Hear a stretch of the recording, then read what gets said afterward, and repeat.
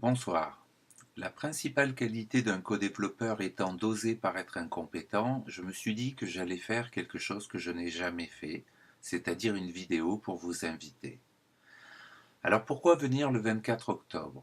Vous avez sans doute entendu parler de codéveloppement ou de codev, puisque depuis 4 à 5 années, en fait, se sont multipliées les initiatives et les propositions de formation à cette pratique, à ce type de professionnalisation en entreprise, ce type d'intervention en entreprise.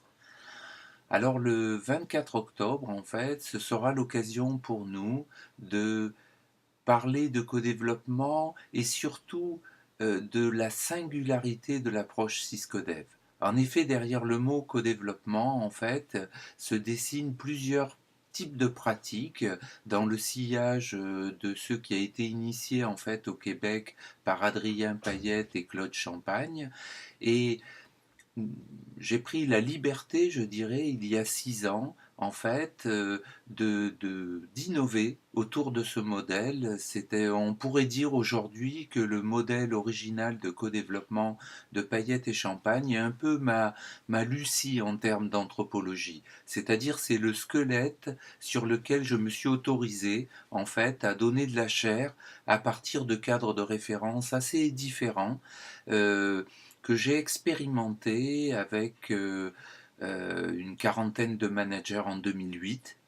Et petit à petit a émergé une pratique en fait assez singulière, y compris, je dirais, au niveau de sa philosophie et de sa stratégie d'intervention.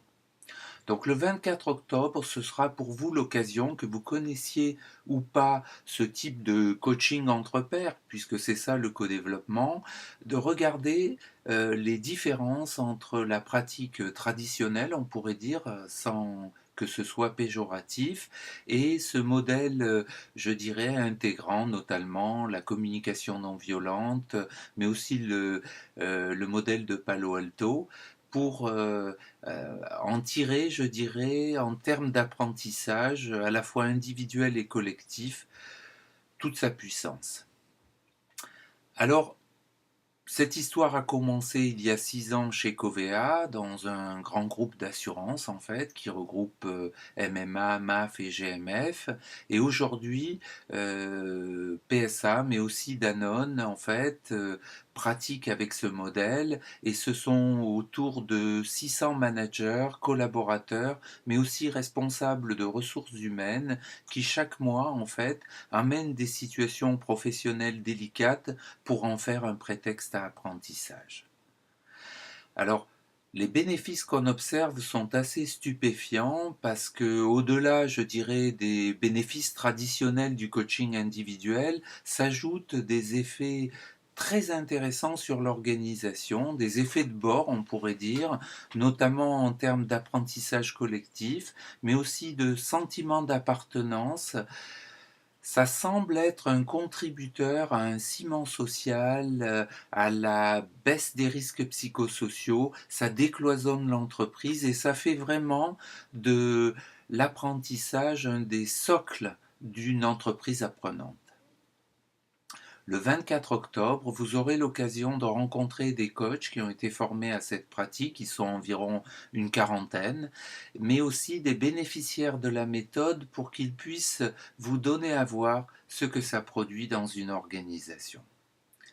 Cette pratique s'affirme de plus en plus comme une écologie euh, relationnelle et organisationnelle, et je dis souvent en fait que le Syscodev, c'est la qualité relationnelle mise au service de l'efficacité opérationnelle.